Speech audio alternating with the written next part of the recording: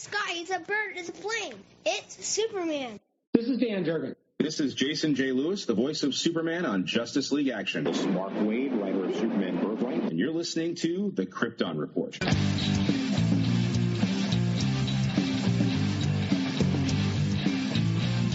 The Krypton Report podcast is dedicated to all things Superman, Supergirl, and the planet Krypton. We discuss movies, TV, game, comics, and all things DC. So join me, Tyler, with my co-host James and Jania. Welcome to the Krypton Report. And I know what you're thinking. Wow, it's been a while. But it technically hasn't, because we pre-recorded some things because we knew life was going to get busy. I, for myself, knew life was going to be busy because of the Pumpkin Show. What's the Pumpkin Show, you might ask? Well, I posted on social media. It's kind of like the Corn Fest, in Smallville. Basically, my town celebrates and worships the Great Pumpkin, and all life stops and ceases to exist. So, yeah, it's been almost close to 2 weeks since we've recorded, technically. And I got my man James here, the Superman of Red, the Man of Steel, and he had a big life-altering event in his life, I could say. What did you think, James? Yeah. I have a baby who is tonight at 10:38. One goal. Woohoo! Beautiful, beautiful baby girl has been blessed in James's life. So he's been busy. Baby girl Allura Rose. What a lovely name. Some people listening might know where that name comes from. And if there are, they should know where that name comes from. Right? Well, you should. If you don't, shame on you, unless this is your first time. If this is your first time here, welcome. We love you. Thank you. Welcome. Thank you for listening. But yeah, we've just been busy with life, and it happens. So we had, like we always do, we schedule episodes out, we plan, but what do we do about planning? It doesn't always work the way you want. So what would have been multiple episodes will become one jam-packed, awesome episode. So without further ado, let's get into it. Da-dun-da-dun. Well, so I did Supergirl or Stargirl. They introduced Dr. McNider, and it's not Henry Thomas. I was bummed. Just throwing that out there. Seriously? Yeah. If it is it clearly does not look like him or really sound like him, the actor, and it looks like maybe he's in a padded suit. But that was, it was a little bit of a bummer. That is disappointing. So, yeah. Another thing was I ran some polls, and we're going to talk about the polls here. Real quick, let me jump back to my poll section. My first poll. Do you see John Kent on Superman Lois as the comic book character or as one character split in two because of Crisis? The overwhelming result was 82% said the character split in two post-Crisis. Because, there's all these people talking about, John Kent on the show should do just like John Kent in the comics and he should become Superboy and stuff like this. I'm like, it's not the same John Kent. We have two. So, also, I've been continuing my polls on when we should do live comic reviews, and the overwhelming majority of the voters have said Sunday evenings would be the best time to do live comic book reviews. So I thought that was cool. Now we're going to talk about something else, kind of small, We touched on this in a previous episode a little bit, but, I sat with it for a little bit and thought about it and kind of put it out there. Truth, justice, and a better tomorrow. That is the new Superman mantra. And we talked about how we thought it was more like a John Kent Superman mantra, but now it seems that it's Superman, period. Now, I kind of threw this question out there to some friends to see what's going on. And are you hearing me okay, James? Yeah, I'm hearing. Good. Okay, I'm listening to you. Okay, I was just checking something. This is a new mic, and I didn't know if I was muted or not because it was being weird. But I'm not, so I'll just make a note and go. So I threw this out there. Now, what I've realized about the truth, justice, and the American way is it's very generational. people I've talked to, and I won't say any names, who were older, who were they were children when Superman debuted, are not happy about this. And one quote was, "There is no better tomorrow without America." And what I think about when I hear that is the ideals of what the American way meant for a generation and what that means for our generation. How it's disjointed. How the promise of America has changed over the years and what that was meant to a group of people growing up. Also, we talked a little bit about this, but I reached out to some of our international friends to get some thoughts and some quotes. And here is some answers. So, from the Collective of Justice, I got this. Okay, and this is from Tasman in England. "I like it. I know it doesn't necessarily mean he's only for Americans, but as a non-American, it feels more fitting and well-suited to the rest of the world. It essentially means the same thing, though, so I don't mind. It's not like they changed it to truth, justice, and no tomorrow." And then Connor feels like better tomorrow feels very corporate, and he just likes when it was truth and justice. Over in England also, Luke, the Geek of Steel, stated, "He's a hero for the universe. America isn't enough anymore." And I'm like, okay, that's cool, but it's not exactly the thought process. But Alan, over at the All-Star Superfan podcast, said, "I think it's great. Sounds great, represents the character well, and is far more inclusive." And I agree. So that's just some thoughts from around the world, you know? I mean, I agree. Like you said, another generation, the American way does not mean the same thing that it used to back when Superman and truth, justice, and the American way was the tagline. But the idea that it sounds corporate, I mean, I guess I could see that idea, but also the thing about the characters, all of our heroes, Superman, Batman, they're fighting to one day hope that they don't have to fight, that future generations don't have to fight. So a better tomorrow is exactly what they're striving. Amen, brother. Amen. So, I mean, yeah, maybe if you look at it, possibly from a business sense, they probably are like, these things are so much bigger around the world than they used to be, that it just makes sense in a corporate way. But I feel for the stories, for the characters that, that's what they're striving, they're fighting today so that future generations don't have to fight tomorrow.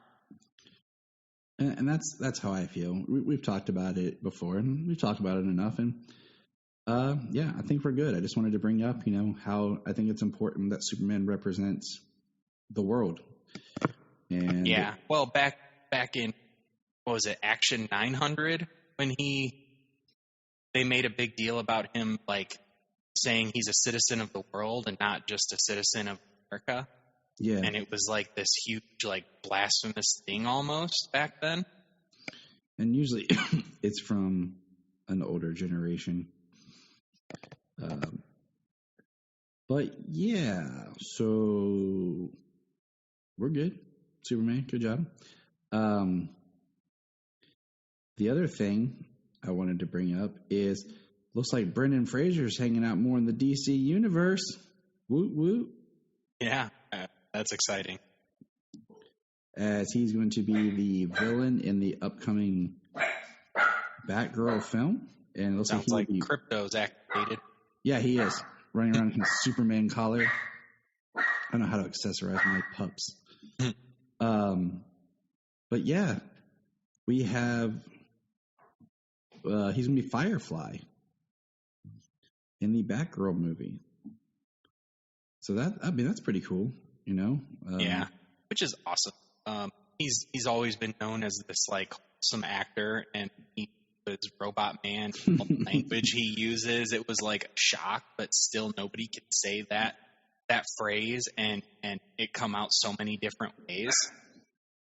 Yeah, I still crack up. Okay, every time he's as Robot Man, I crack up every time. Yeah. So to see him get to stretch his legs again, get to play a villain character, I mean, I'm excited, and that could be a standout.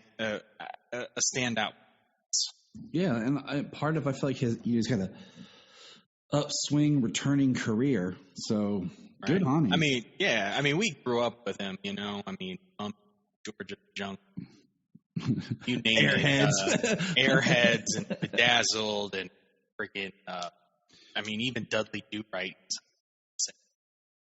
So generation grew up with Brendan Fraser, and he's got a comeback, and now he gets to play it. And I'm Mom, can I watch this show with Brendan Fraser called Doom Patrol? Sounds edgy, but it's got Brendan Fraser. It'll be okay. Little do they know. The first thing you see, him sleeping with the nanny. Plowing away. Plowing the nanny. Like a farmer. So, speaking of plowing farms, it's that time of the year. It's fall harvesting time. Yay. Around here. I just had to find a segue. But Titans is over. Titans has ended. And season 3. Season 3, yes. And one little thing is the penultimate episode of Titans. I think it was the penultimate. I don't know. I watched them so close together. Had a scene with Superboy that I messaged you about that I'm like, that could set up something for season 4, where Superboy starts to embrace more of his Lex side and be kind of based off the Jeff Johns Teen Titans run, where Superboy went more Lex Luthor.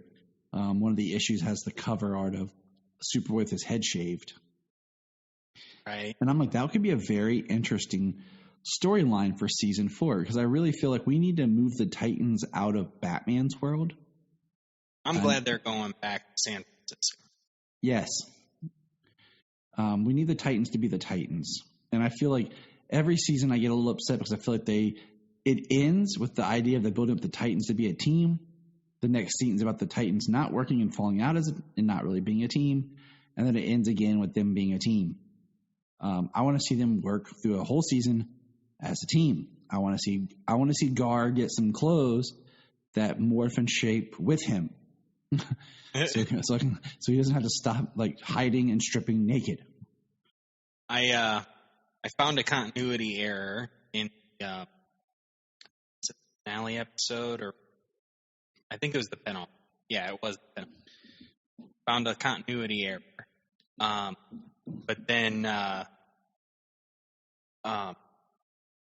was doing his thing as Dick Grayson, and then he came in the costume, and I was like, thank God, because I thought they were going to do another freaking time where they aren't wearing their costumes. I'm like, why in this day and age are you shying away from using suits, especially Titan suits? They're so good.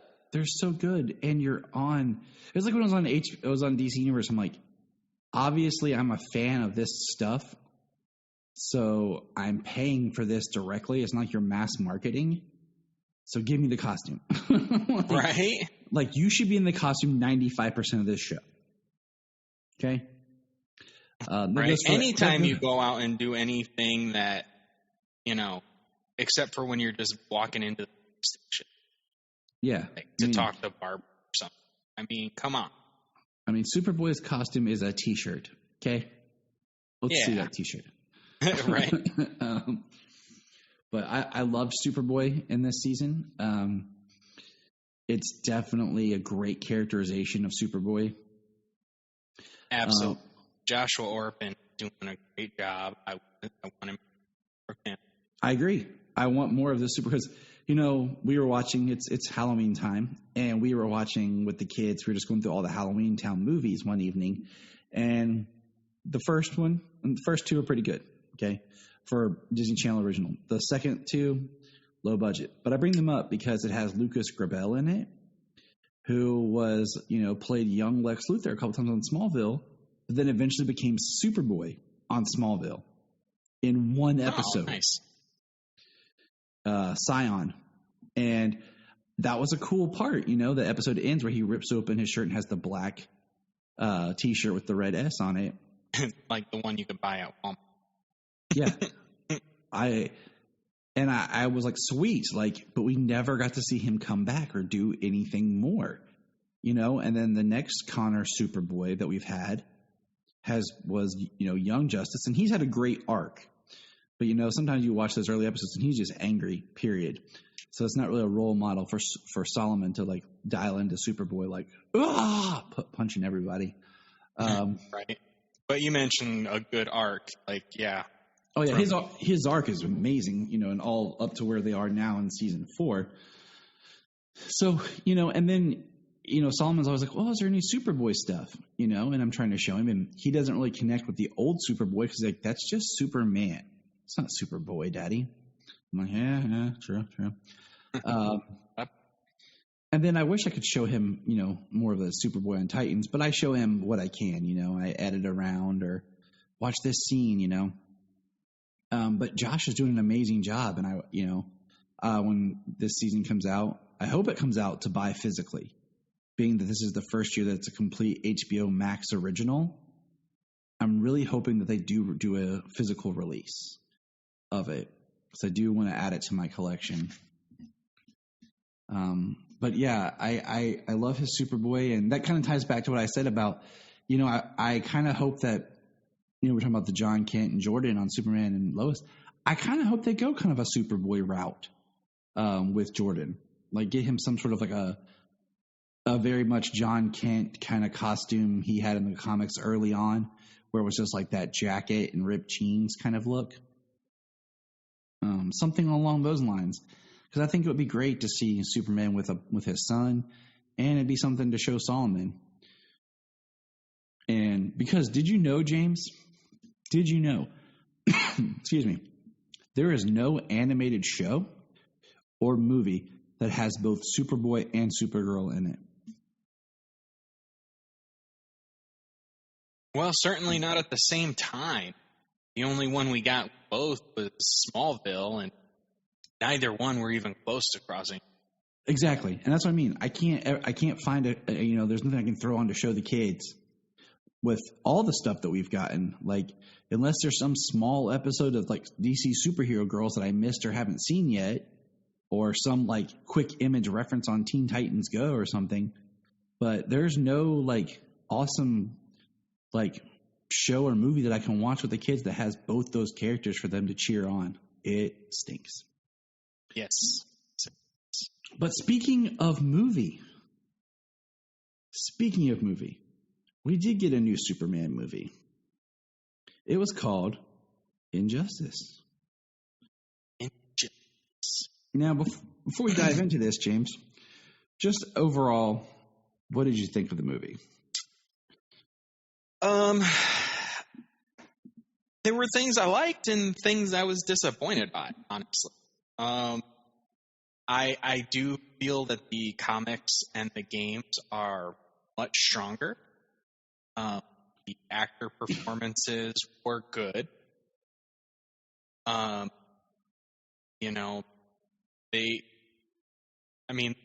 would really have to get into spoilers about the movie. So we will in just a minute. It'll be something I'll check out once in a while. It won't be. I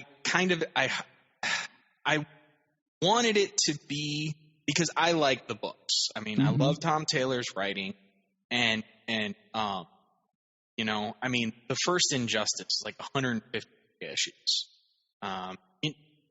Granted, digital issues, so probably a third of that when collected together. Yeah, I think it was 12 issues. They put in 2 to 3 issues for one print issue. Yeah, I have the first year in print. Well, I have the entire Injustice in traits. Nice.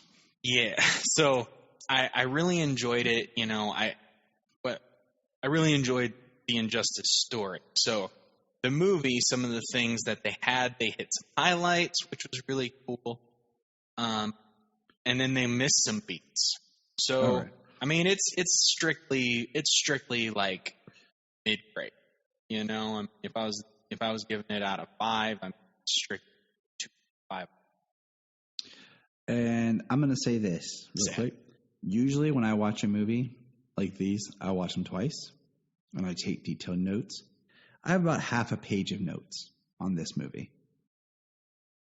It was and I'm disappointed. Because first of all, now we'll get into spoilers, because I agree with you. It's like a 2.5 out of 5. It's like a C-. Here's my issue. Okay, and let's go with the cons first. Oh, heck yeah. I think that's because I think it's more than everything I have is cons.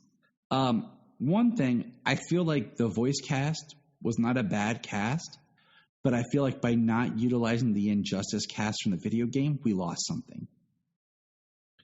I think those voices in that game, even though the continuity is not the same, it brings a certain gravity to each character. It's almost like you can build your own back mind canon, because you have Kevin Conroy as Batman. And how many different things have we seen Kevin Conroy as Batman in? So you already have a feeling like this is Batman. He has a history. George Newbern as Superman. This is Superman. He has a history. We know this character. I feel like Justin Hartley Superman's voice was just too light for this heavy of a story. His Clark was great, but I think the longer that the movie went, and he got to, because part of the problem is they crammed such a large story into 108 or an hour and 18 minutes. This should have been Injustice Year 1. This at least a 2-parter. You know what I mean? They could have taken this from year 1 to 3 and not brought in everything from 1 to 3, but this should have been years 1 to 3, and they should have ended it exactly where year 3 ended, because that would have been like, oh, and that is one of my biggest complaints about this. Okay, what was the end of year 3? It's been a while. So the end of year 3 is the magic year. Okay. That is the year that when they fight Superman, they put him under a magical spell. What would have happened, what they should have done is they should have been fighting Superman. They put him under a magical spell, and they should have cut to black, and then woke up to seeing the beginning again, but doing what happens in that dream where Batman kills Joker on the way to Arkham Asylum and turns himself in, and the world is great and good, and Superman and Lois have a daughter. Resembles Sasha Calle from the new Flash movie. That's right. Lara? Yeah. Lara Kent? Yeah, because superheroes can't name their kids anything else but what their parents are named. Yeah. So, but at least Jordan makes sense because it's Jor. Yeah. But not so Jor-El. We would have got that lovely dream sequence, and then just kind of like a stinger there, where Superman is asleep. The world is the same, but Superman is in this lovely dream. So that way, when part 2 picks up, they get Superman out of it, and he lost everything again. Mm-hmm. And he gets even worse after that. See, I was thinking they should have ended year 1. And like I said, it's been a while since I've read all the books. I did read them all. Because they never formed the regime, And that's what I was mad about, is that's a whole huge part. Like, it should have ended kind of like a Star Wars Episode 2 Attack of the Clones, where like you have Superman come walking out and you just see all the regime troops, the flag flying, and like the world is under his power. Yeah. There was no regime. There were no troops. There was no pill for superpowers. They didn't take it far enough. They didn't take it far enough into the story of what makes injustice really injustice. Well, the thing with the story, the comic, is Superman makes that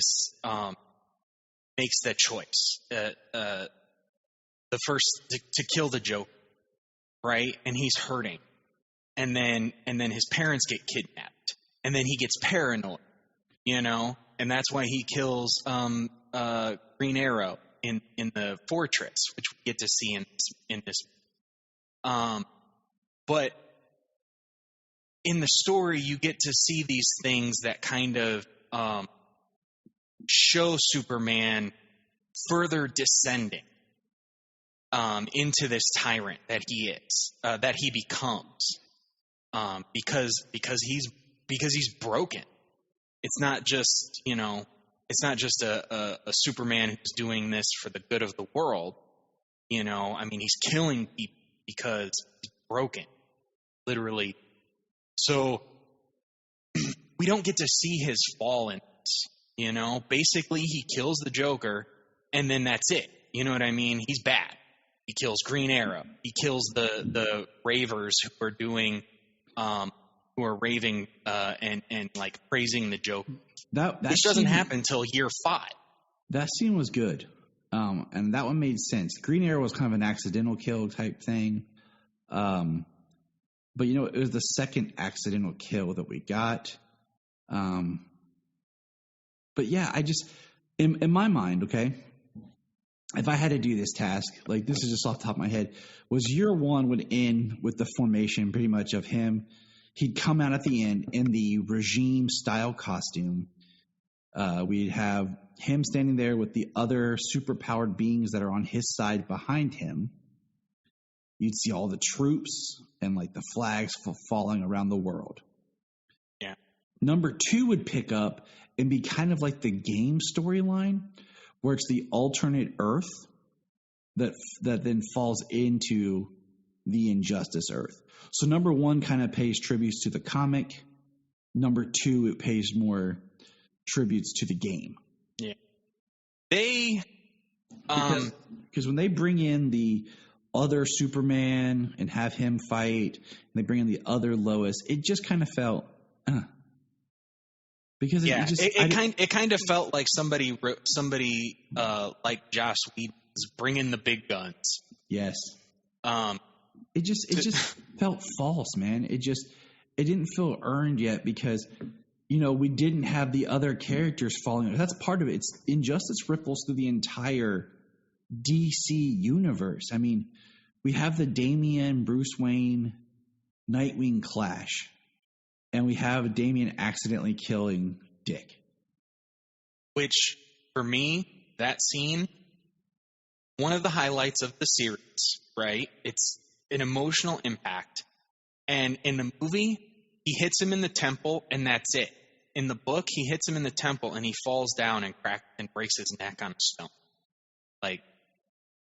They took something from it. It's just, let's slow motion hit him in the side of the head. That's it. It's done. And I mean, they made it rated R, and the things that made it rated R were stupid. Yeah, there was more gore in Apocalypse War than there was in this. There was just some blood. Yeah, and the way they did the blood around, as if it was falling on a camera, Yeah. I was just like, okay. What they did with this story was worse than what they did with stories like Superman Doomsday and All-Star Superman. Yeah, at least what they cut out. It's just what they did with this was a worse adaptation than trying to do what they did with those two. They neutered it big time, and that's not the point of injustice. The point of injustice is it's deep, it's dark, it ripples. I mean, for example, I didn't remember in the comics the Flash being taken out so quickly. No, he didn't. he did not die. The Flash did not die. Because I thought he was part of the Superman's team.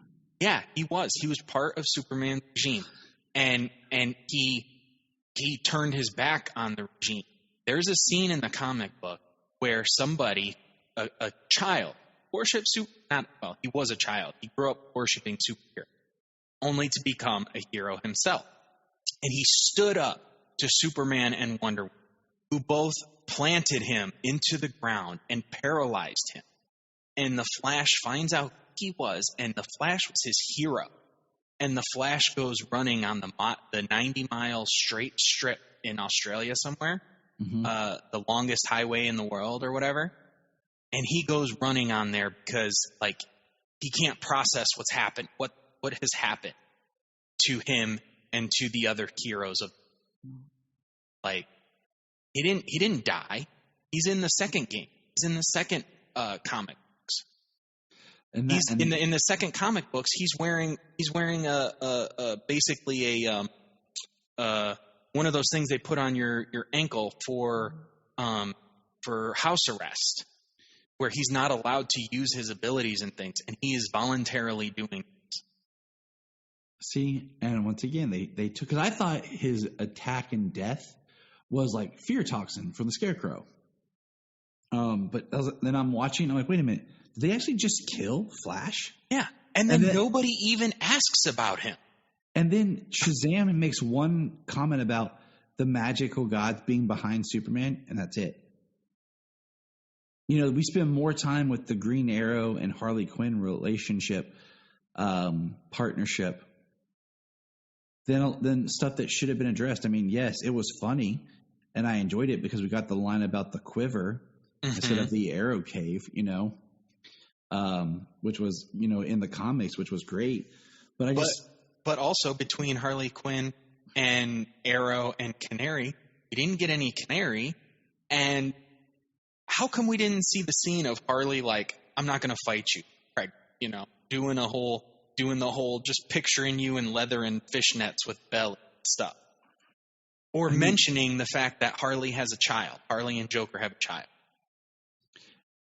Okay, so here's something else that I can't remember. When did we get Deadwing in the comic?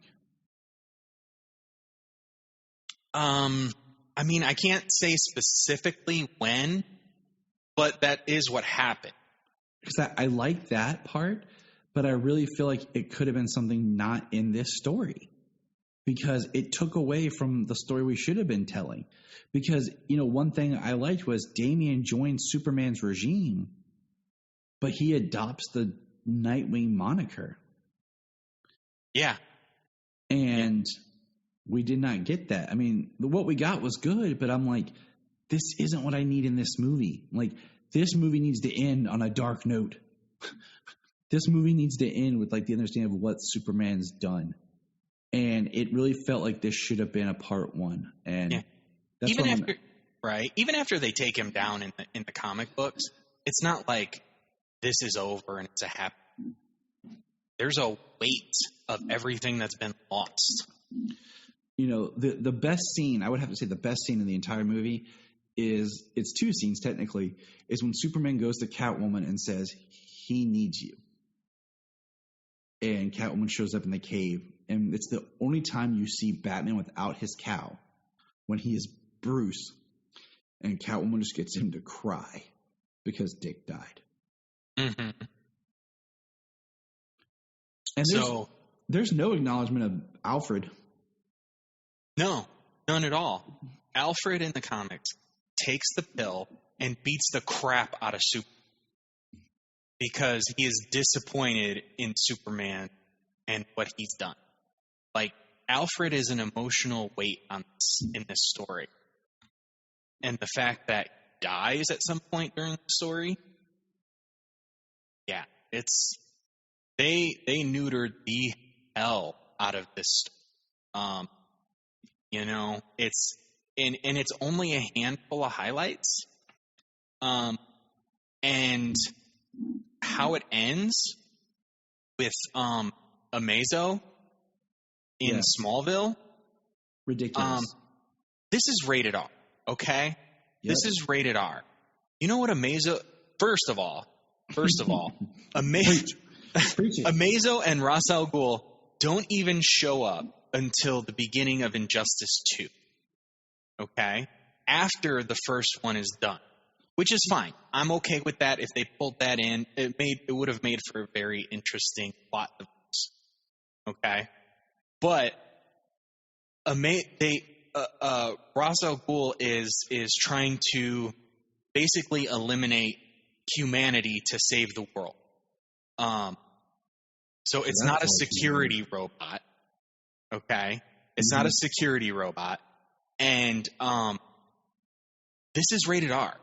In Injustice 2, when Amazo shows up and they send it out to test, they send it into a small town in like New Mexico or Arizona, and Amazo kills every single human in that town. Amazo wipes out every human in that town. Doesn't touch the pets or animals or anything like that. And that is why they go after Amazo. Yeah. I'm putting it in Smallville, and really. Smallville as a security robot. Yeah. They and there's no mention of the Titans in this either. In Injustice, Superman punches Connor so hard that he cracks a rib and it pierces Connor's heart. And he had to put the Titans in the Phantom Zone so he wouldn't die. Yeah, so what we're saying is there's a lot that they changed, altered, and should have done to make it much better. Yeah, I'm disappointed. Yeah, very, very disappointed. Such a big story that they've done so much with over the last decade or so. I don't know when it started off. It was in 2013. So nearly a decade. Because it nearly a decade. Same year as Man of Steel. Yeah. I mean, it's permeated throughout DC. Injustice has rippled through DC, like you said. And, the story itself encompasses the entire universe of that parallel universe. Year 1 is Earth-based. Year 2, they bring in the Lanterns, yellow and green. And Year 3, they bring in magic. Year 4, they bring in the old gods, Zeus and Hercules and Ares and that type of stuff. It encompassed the entire world that DC universe. And they just it was I don't get why they did what they did to the story. Because the guy who directed this was the guy who directed Justice League Apocalypse. Like, that is a serious dip, a big change. I mean, it would make sense to have him, as your director, but it's all in the writing. You know what I'm saying? Yeah. Whoever wrote it, but I'm pretty much done talking about this movie. Yeah, like I said, I'll probably revisit it once in a while. It will not be in a regular rotation at all. Which I had hoped it would be. Yeah, me too, because I love the story. It's fantastic. In my opinion, it's the best. It's one of the best evil Superman stories because it's not just evil. It's not Ultraman.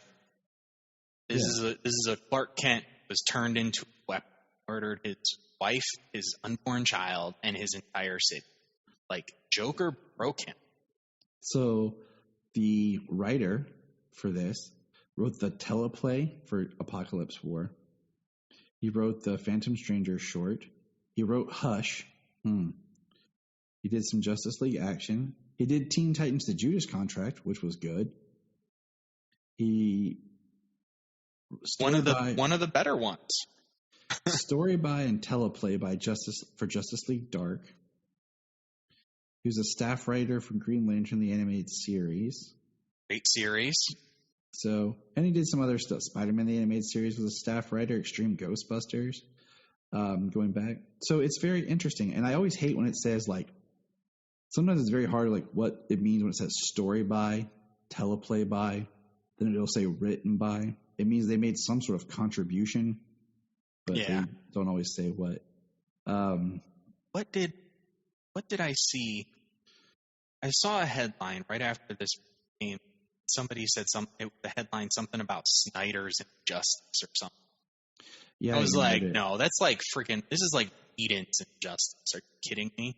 Yeah, this is Injustice if done by Joss Whedon. Snyder did a better job incorporating elements from Injustice into BVS and Justice League than this entire. Yeah.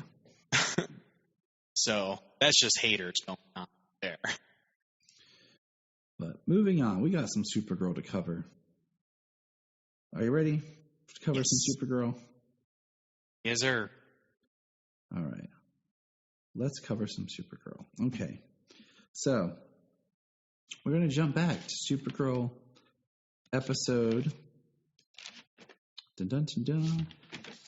Where is it? In my notes here, because I have pages of notes.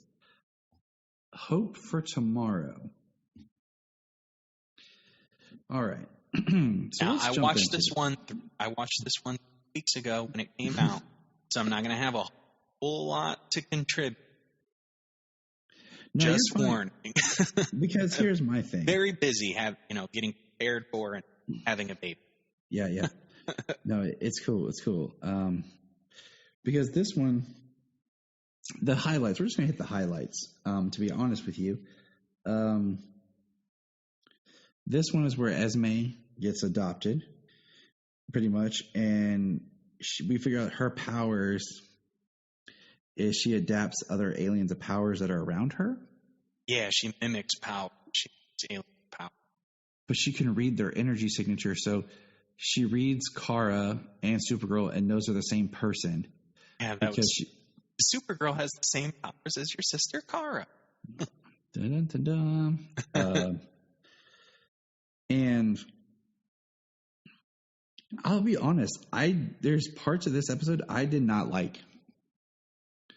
And it had so Supergirl, to get the Hope Totem, has to do something to inspire generations. And there's the Corto Maltese versus the Kaznians, and I like them pulling in those two, Corto Maltese and Kaznia. I agree. But, so she quests for peace this thing and takes all the nuclear weapons from them and tosses them in the sun. Okay? Works. Right. She gets the Hope Totem. And then they decide the only way to stop Nixley is they have to destroy a totem. And they decide to destroy the Hope Totem by throwing it in the sun. First of all, I'm worried about our sun. I know the sun is powerful and strong, but could potentially we nuclear react and destroy our own sun? Or this, mystical energy of the totem destroy our sun? And then I was going to say, it was a universal energy. That's kind of what this season is about. These totems are a threat to all social out. So there's that, right? And then I'm thinking like Supergirl inspired. That's her thing. She's on brand, as John said, for Hope. But my understanding with the totems has been like they represent the energy and the essence of that entity. So if you were to destroy the totem, Hope would cease to exist.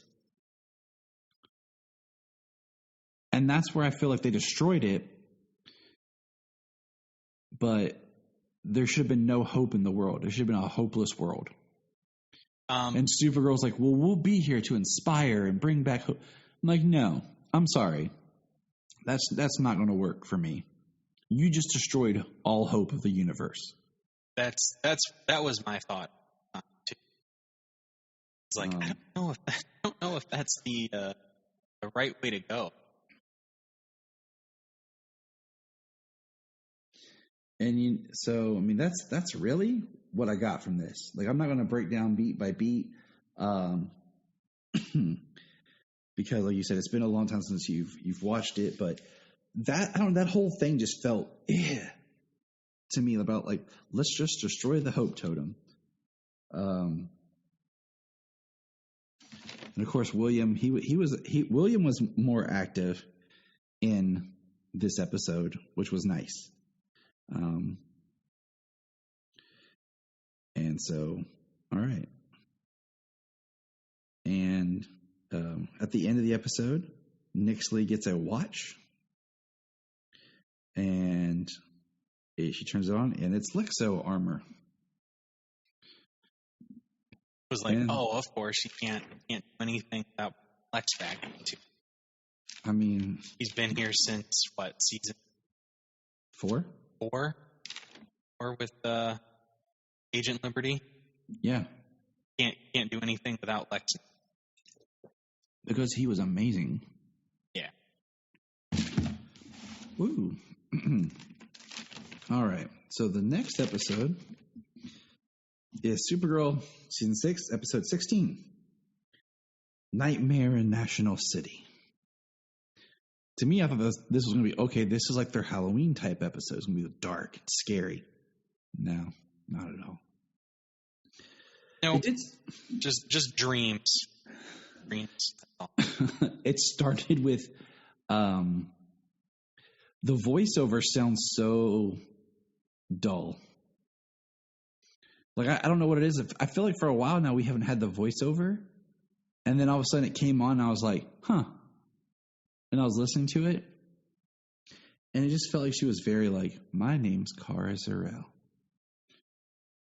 Keep up your energy until you're done film.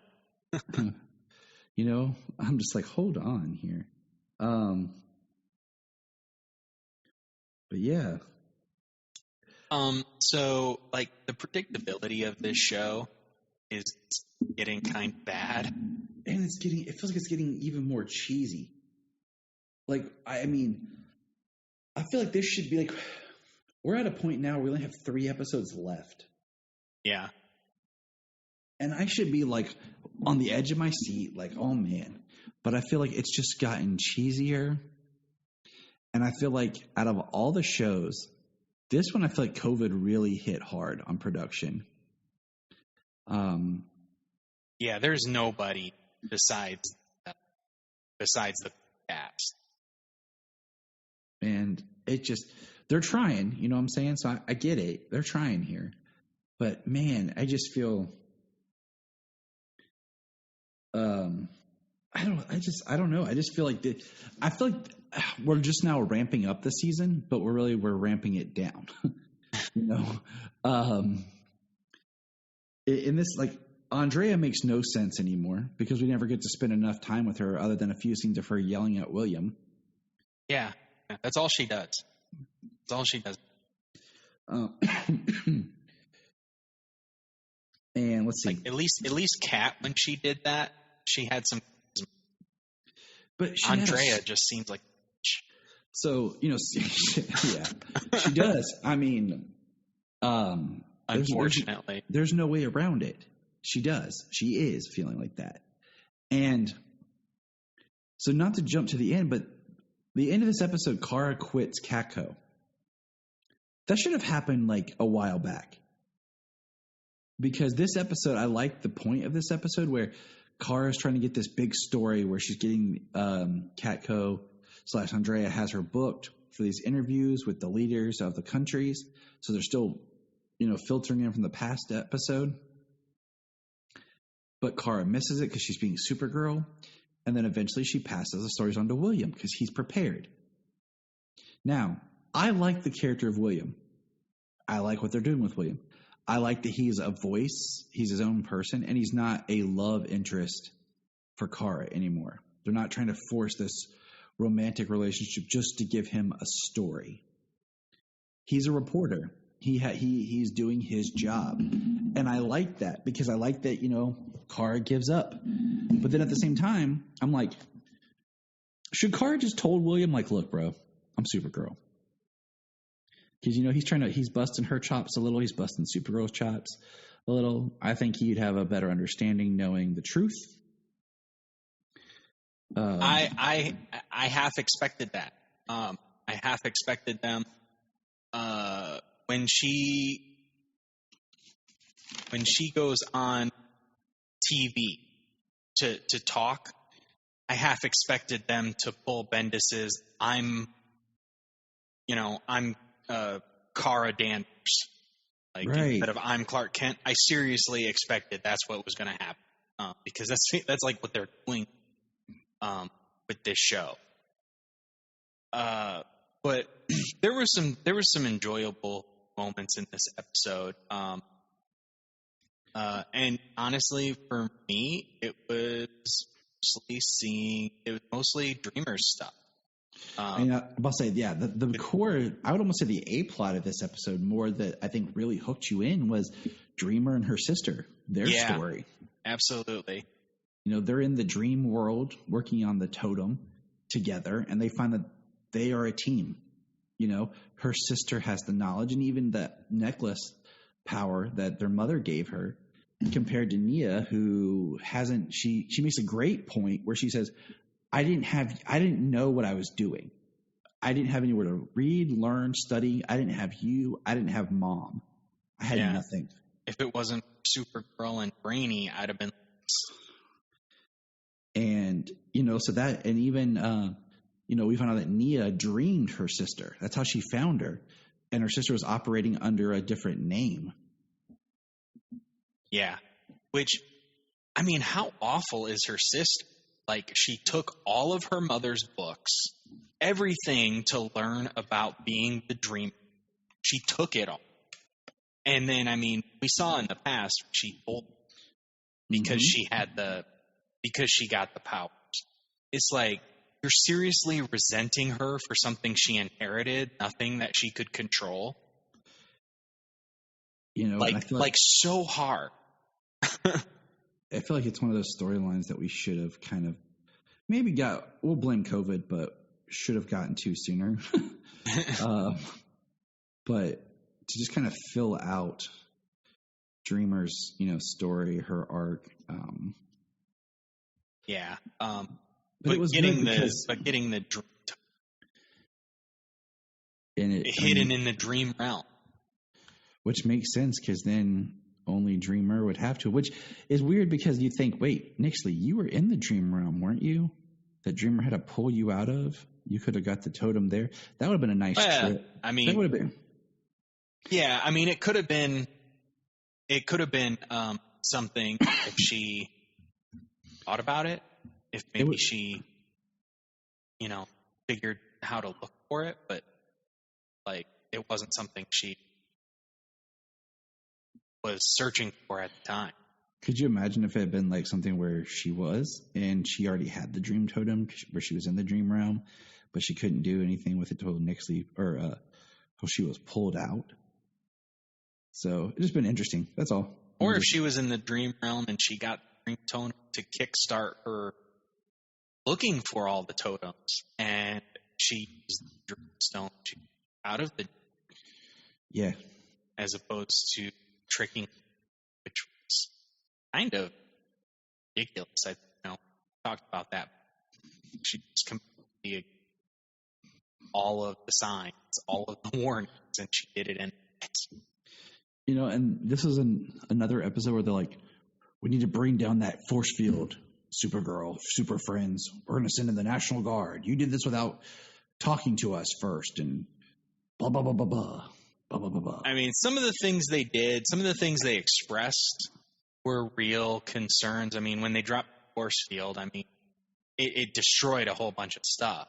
But then when they talking about separating children, families, this and that, you know what I mean? But they did nothing on the inside, okay, let's protect these families, and then nothing on the outside, if we're going to bring in the National Guard, we need to, help these people who have been separated from jobs, from homes, from families. There was nothing like that. But of course, the governor's like, how long do you need? 24 hours. You have Like, because it works like that? Yeah. Exactly. I mean, it's just one of those things where I'm like, this right here should have been an A plot in another story. Like, this is a bigger deal, but you're pushing it to like a third string storyline just to have Kara busy so she can miss her other stuff. But I'm pretty sure you could have found something else. So, I mean, I don't know. I just feel like that whole, like, that's too heavy for this, where we're kind of moving away from that because we're trying to finish up all this story with Nixley, like a fifth dimensional imp. Okay. Versus the seriousness of children being separated from their parents. And then the episode ends with Lex appearing. And then season 6, episode 17, I believe in a thing called love. Just listen to the rhythm of my heart. Starts right where this one left off, with Lex right there with Nixley. And we have 3 more to go, James. 3 more. It does not feel like we have 3 more episodes to go. No, it doesn't feel like they are writing the final season. Because I really feel like I almost like, okay, watching this episode, I almost felt like, dude, what if they pulled something and they kill, like, somebody gets killed off? Like, they really start bringing out, like, the stakes. Like, Jean got killed in this episode or something. You know, like, it just, I feel like the Super Friends are in this safe little bubble right now where everything's good and great. But I don't know. I do want to mention one thing about the last episode. They really darkened Lena. And I mean that, like, from a visual. Like, they put her in very dark clothes, and, like, her makeup was done dark, like a dark red lipstick, almost like we were trying to do some Charmed style Buffy the Vampire looking witch stuff going on. I was going to say, she's a witch. She's got to look gothic now, right? Exactly. And I'm like, okay. And that's another storyline. I'm like, they're just like, Lena, we need your magic. I just, like, trying to rationalize science and magic, which she's still doing. I'm like, and they're like, only your magic can protect us, Lena. I really wonder. I'm like, I really wonder what they've done behind the scenes. One, the production quality of what they've had to do by only keeping cast. It's good for them. It's not Superman and Lois good, but I still think the production quality is there. Yeah. But what have they done? Like, what have they done behind the scenes? What writers did they change? Like, because this season is like what they've been doing for a long time about, like, all this just dramatic irony for the sake of it. Yeah. I feel like if you were approaching this, it's our last season. We have this many episodes to tighten this up. Lena, being rid of Lex is great. And staying on her own is great. But I feel like if you were going to go another season, the Lena magic thing would be something you'd start to tease in this and then explore in the next season. We don't want to grow our characters when we're trying to wrap this up. There's not going to be no Lena Luthor spinoff, okay? We're not going to get the Maybe I'm Just a Dreamer spinoff, okay? Granted, they should all be in a good place by the end, so we do need to get there, which I think they're pushing with Lena and Dream, but... I would have liked if the show would have changed a little bit more, and, like, with John's detective agency or whatever, people started showing up more and, like, we're accepting this case. I was glad when we, got away from the DEO.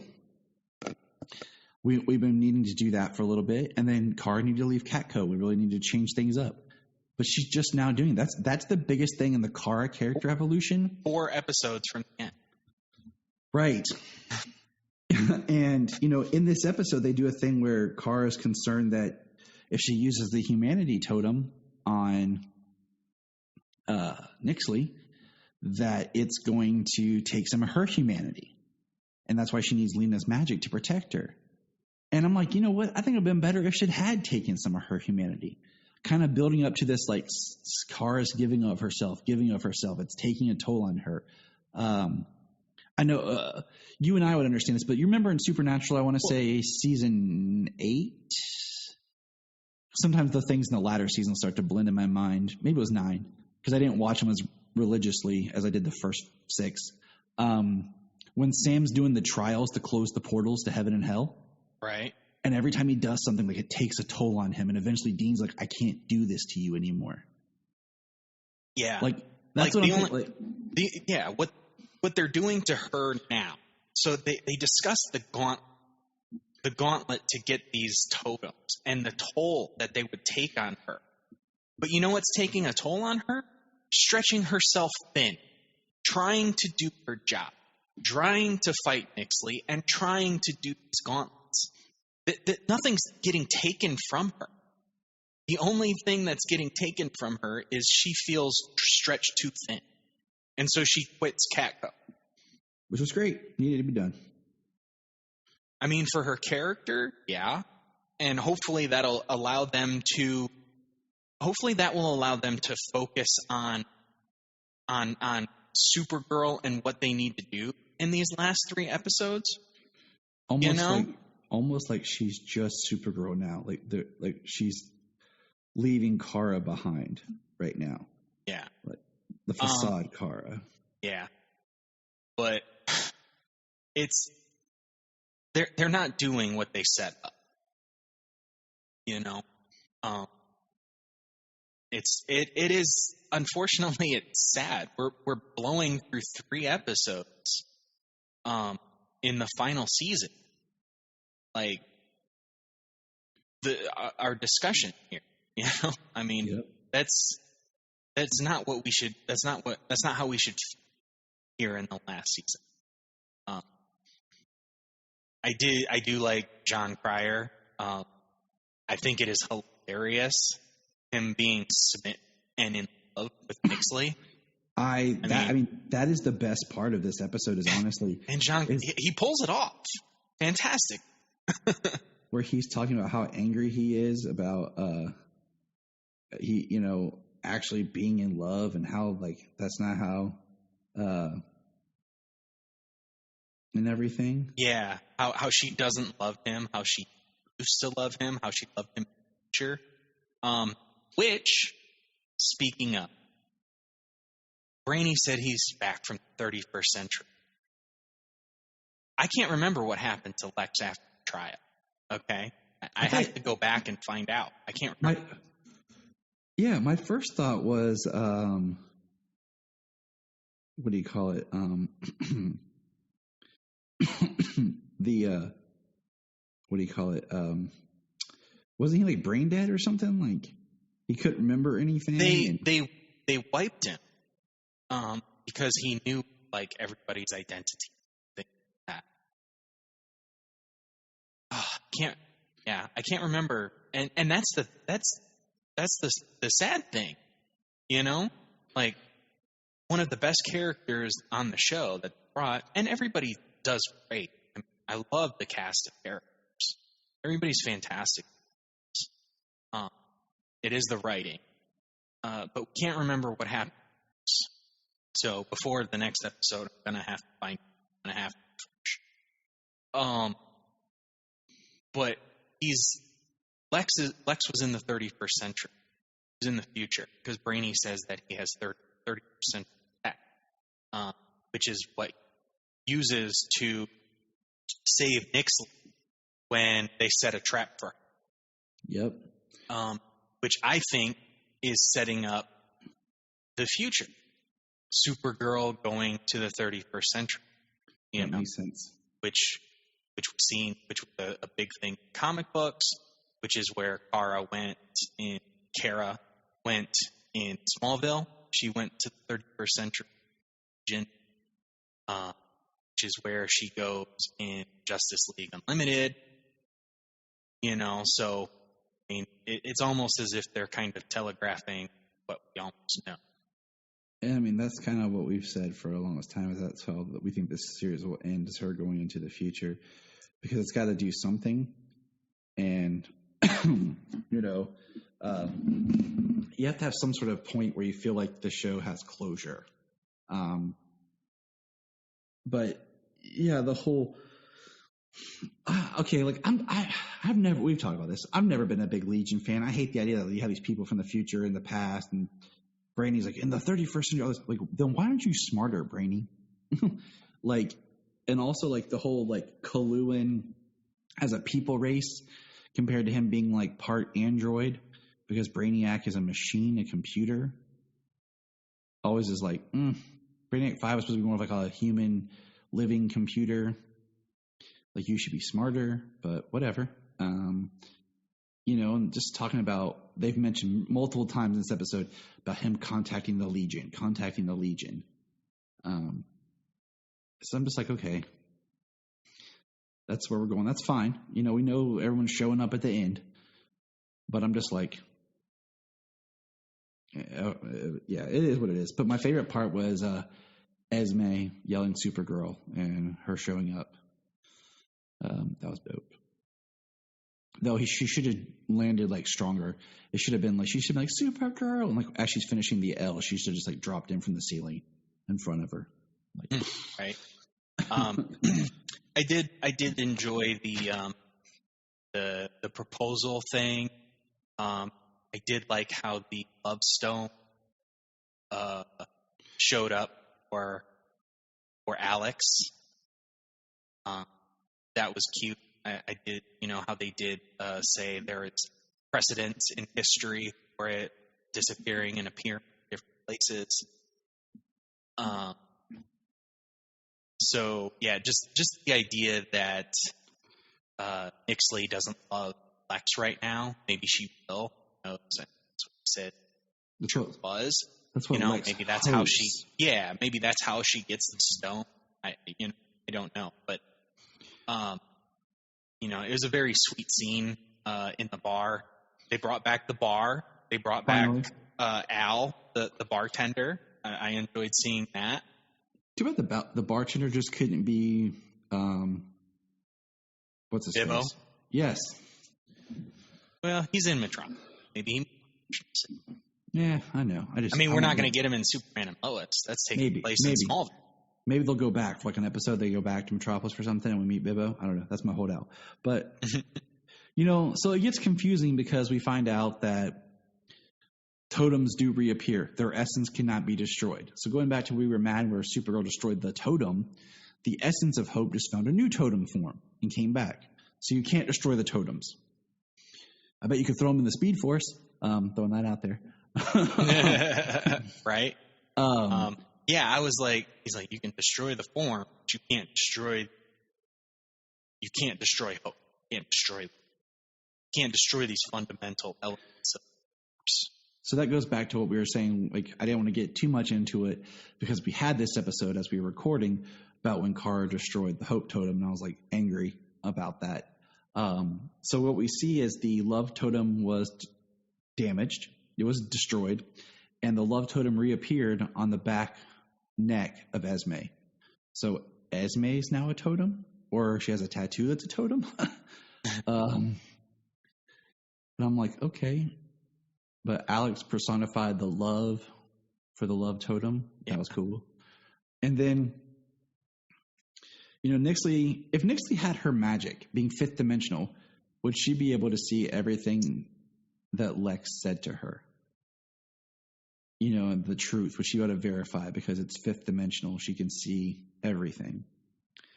And then the last 2 points, and then we'll let James go back to his baby girl, is one, Andrea, once again, busting Williams' chops. She turns to Akrata to get what she wants on her own.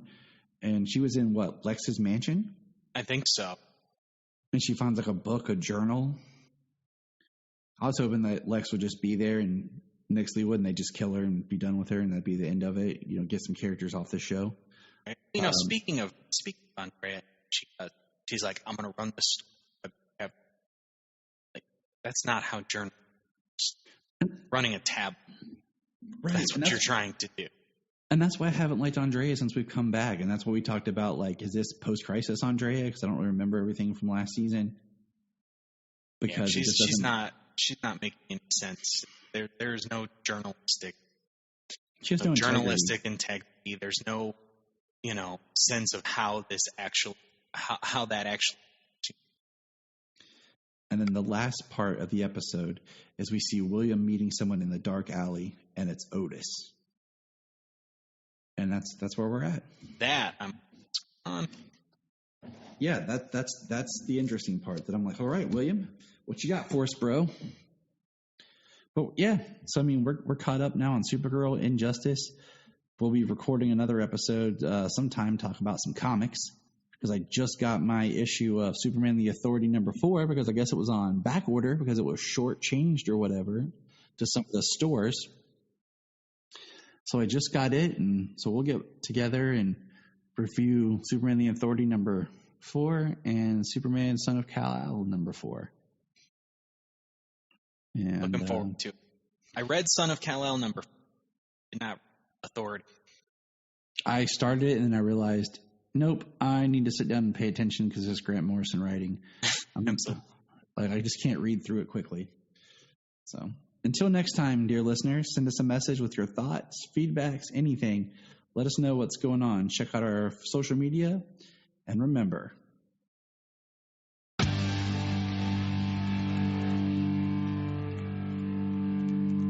Look up in the sky. the Krypton Report is a Tears production. We thank you for listening and enjoying, and please support us on our Patreon account, our TeePublic store, and check out our social media. Always remember to look up in the sky. Hey, can I get $1? Sure. That's what friends say, right? And we all know that we all have $1. We spend $1 on crazy stuff. We have a loose change around the house probably for $1. So why not help a friend out? The Krypton Report, of course, has a Patreon, like every podcast does. But unlike other podcasts where we're asking for a lot of money, we're just saying, hey, shoot us $1. $1 a month, help us keep the podcast going, and help us to bring entertainment to you. And you can hear the fun voices of me and James. So go to patreon.com/Krypton Report and give it a shot. Thanks. If you enjoy Superman podcasting, here's some others to check out. Digging for Kryptonite, The Last Sons of Krypton, The Aspiring Kryptonian. That all comes back to Superman. Superman Forever. All-Star Superman Podcast. Superman, the Animated Podcast. Always Hold On to Smallville. And Superboy Legacy Podcast. Check them out. Always a good time. Always something new. Enjoy.